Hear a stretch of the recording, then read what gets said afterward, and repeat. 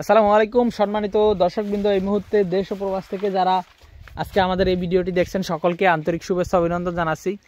দর্শক, যে ঘাসটি আপনাদেরকে দেখানো হচ্ছে এটি হলো সেই আমেরিকান 5G অর্থাৎ গুয়াতিমালা হাইব্রিড ঘাস। দর্শক, এই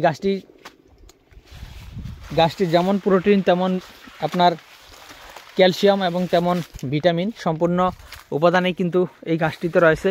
দর্শক, এই ঘাসটি আরেকটি বড় বৈশিষ্ট্য হলো এটি জেলি পদার্থ রয়েছে অর্থাৎ ক্যালসিয়াম জাতীয় পদার্থ এই ঘাসে রয়েছে।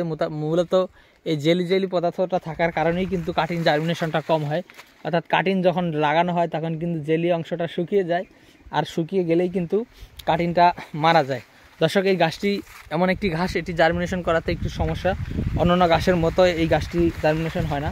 এটি আপনি যখন কাটিং রোপণ করবেন তখন আপনার খেয়াল রাখতে হবে যে মাটি আসলে বেশি ভিজাও রাখা যাবে না, তাহলে কাটিং পচে যায়, আর বেশি শুকনো রাখলে ওই জেলিটা শুকিয়ে গেলে কাটিংটা মারা যায়।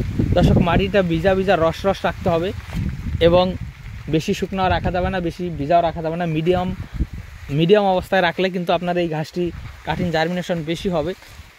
তো দর্শক, এটি মূলত আমি বলেছি যে জেলি অংশটা থাকার কারণেই অর্থাৎ ক্যালসিয়াম জাতীয় পদার্থটা এই ঘাসে থাকার কারণেই কিন্তু এই ঘাসের কাটিংটা একটু জার্মিনেশন কম হয়।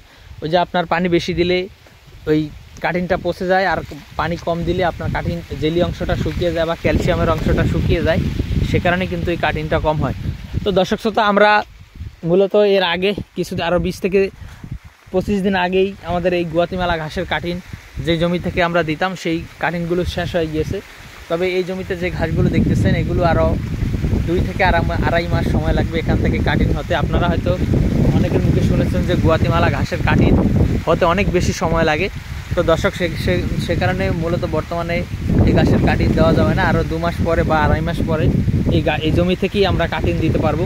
তো দর্শক, যারা এই ঘাসের কাটিংগুলো সংগ্রহ করতে চান তারা অবশ্যই আমাদের চ্যানেলটি সাবস্ক্রাইব করে আমাদের পাশেই থাকবেন।